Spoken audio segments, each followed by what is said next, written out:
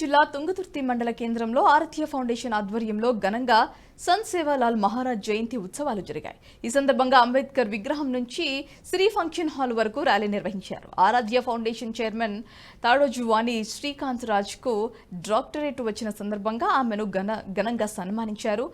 శ్రీకాంత్ రాజ్ మాట్లాడుతూ బంజారాల ఆరాధ్య దైవం సంత్ సేవాలాల్ మహారాజ్ అని, బంజారా జాతి ఔన్నత్యాన్ని ప్రపంచానికి చాటి చెప్పిన గొప్ప మహనీయుడు సంత్ సేవాలాల్ అని కొనియాడారు.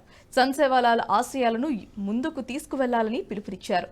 గిరిజనులకు ఆరాధ్య ఫౌండేషన్ ఎల్లప్పుడూ అండగా ఉంటుందన్నారు.